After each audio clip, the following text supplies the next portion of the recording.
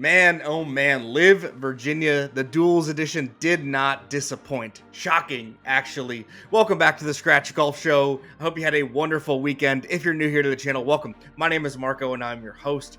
Here on the Scratch Golf Show, we cover all things news, YouTube, and pro golf.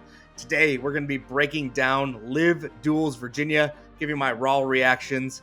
Let's get into it, but first, smash that like button and smash that subscribe button. I'm trying to hit 5,000 subscribers by the end of summer. I know I can do it with your help, so smash that subscribe button. Now, let's get into it. Man, oh man, this thing did not disappoint. First and foremost, I want to shout out and give all the credit in the world to Carney and whoever else on the editing team put this thing together. I can't imagine how much time and editing, grinding you guys went through to put this thing together, the hours, the days. So shout out to you guys. This thing was an absolute masterpiece.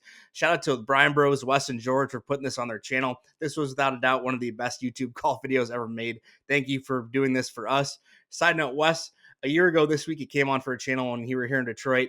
Would love to have you on again and talk about what this meant for your channel. I know you're going to see this in the comments. Side note, I'm still waiting for those four aside when I can come down to Sleep and kick your ass.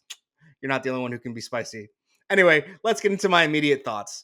And I apologize if I'm looking away. I'm looking at the screen where all my notes are on. But I think from the very first 10 minutes, I think I saw this in the comments, but you could immediately tell that this was going to be better. It had that YouTube golf video feel, and a lot of the feedback that we had from the initial Live Duels Miami event was taken, and you could really tell that in the first hole. So that's a credit to Live and everyone else involved in the process for listening to the feedback. Live does that very well. We knew this was going to be better, but we didn't know how much better it was going to be. So credit to them.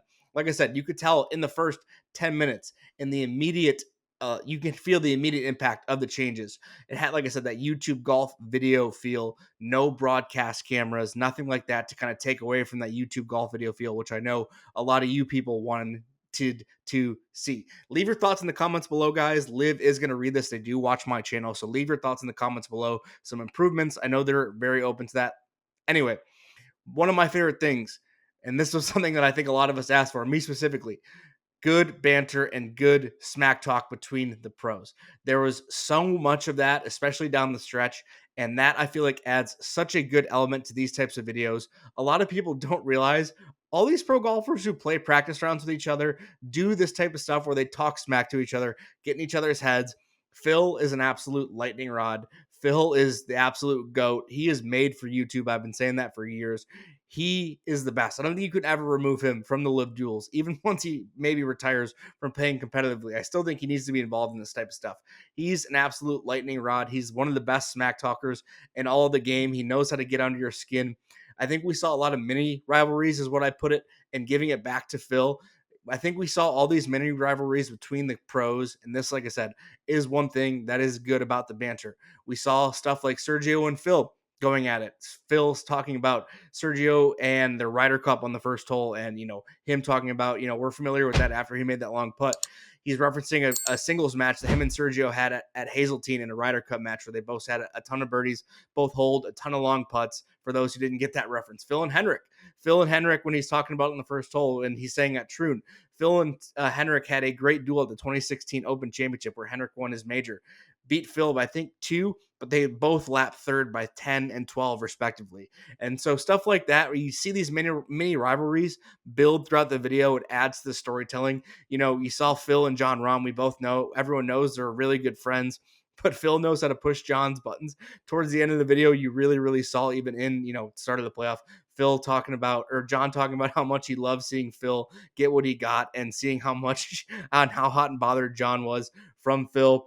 Wesley and Phil, talking smack to each other. I just think Phil is an absolute, like I said, I put it down. Phil is an absolute lightning rod. All these great mini rivalries were great. I think it showcases the personalities of the pros. I think that was something that was sorely lacking from the last video, that all these, teams was great, but everything being forced and crammed and all that stuff didn't allow to showcase all these personalities of these pros. I think that banter and smack talk really did help that and showcase more of who these guys are outside of the professional golf. I think someone who really shined, and something that I felt was a highlight of the video, Henrik Stenson. he's a guy who comes off kind of boring, doesn't get to showcase a ton of his personality when he's competing on the professional level, but he absolutely shined. I really felt like he was a star of the video. He's hilarious. He has dry humor, which I found super hilarious. Really feel like he added a really good element to the video, shining on YouTube for the, I think he does some YouTube stuff with the Majestics, but I really feel like he was one who really, really benefited from showcasing more personality. That was one thing I really wanted to see Cam Smith or DJ more of, but we just didn't get to see that in the last video because it was crammed. I loved John Rahm. I mean, John Rahm, who doesn't love John Rahm? Who didn't think John Rahm would be a great element to this video? The competition, I mean, how pissed off he gets. He's fiery, man. He's Spanish. I'm Mexican. John, I get it. You're pissed. You hate to lose. But I really loved how he's a competitor, man. You could tell, like, at the start, he's like, I think he made a comment like, man, I don't know if I'm going to be able to focus and play good golf in this format. But towards the end of the video, you could see how freaking pissed he was getting, lipping out putts. I think him and Wesley kind of got into it. He was getting a little annoyed with Wesley, just how fired up he is, how much he loves to compete, even for a YouTube video. Like, yeah, this guy's won 2 major championships, and he's out here getting pissed off for, a YouTube video. I absolutely love John Rahm. I hope he comes to YouTube. Bubba was really shining in this. I think he adds such a quirky element to the video. A lot of people don't know Bubba Watson. He's a 2-time major champion, 2-time Masters champion. ADD has opened up about his struggles with anxiety and I don't know if he was depressed, but I know he has ADD and tics and stuff like that. But opening up and coming out being vulnerable, he's absolutely hilarious. He's great for YouTube. I think he really added a great element. He adds some much needed smack talk in there to keep it a little more friendly. I think he was the only one who really didn't have a rivalry with Phil. Maybe it's a lefty thing, but I really love these additions. Sergio was great. Obviously, he won. Phil, I don't need to spend more time talking about him. But I just really feel like showcasing these pros' personalities, the banter, the smack talk, all that stuff really, really tied in. And that was something we really, really wanted to see. It wasn't nearly as crammed or rushed. Having everyone on the same hole, 10 people versus 12 on 2 holes, I feel like was so much better. It made it so much easier to follow. It wasn't rushed. It really gave it that traditional YouTube golf feel. Shout out to Carney and everyone involved. Like I said, in the editing, this was an absolute masterpiece. This might have been one of the greatest YouTube golf, if not the greatest YouTube golf video it ever made. It had everything: banter, competition, aura, major championship pedigree, the best creators in the space. And it wasn't rushed. It wasn't crammed in there. We very much got to enjoy every aspect of the video. The suspense buildup, the cart cam footage between holes, these guys talking about shots. That was another thing I really feel like showcasing these personalities, these pros talking about lies, talking about their numbers, talking about stuff like that gives so much of a benefit to the amateurs who don't get to hear that type of stuff. They love that. That helps us amateur golfers so much, hearing adding 3 or 4 yards because of this or whatever wind.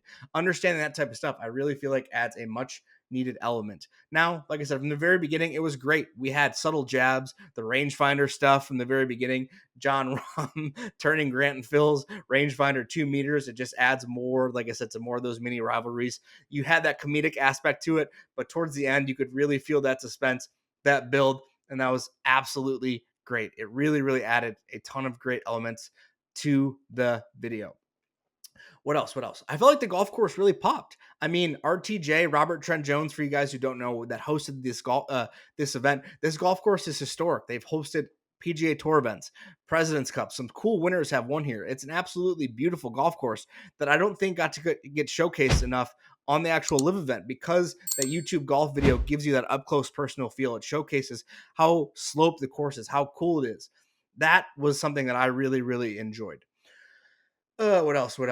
All the teams rocked. I really love the team aspect of it. I really feel like LIV leans into that type of stuff. There was no LIV graphics, no like LIV teams, but they had the team chemistry was off the charts. I feel like there wasn't a bad team, wasn't a ton of like dead time, stuff like that. I really feel like the team banter was there too. Like I said, you got to hear these guys discuss shots, plans, in the cart cams. You saw kind of that emotional roller coaster of Phil and Grant kind of going through the ups and downs of their round. It was absolutely insane. The storytelling in this YouTube golf video in Duels, Virginia was absolutely insane. Humor, comedy, it didn't really lack anything.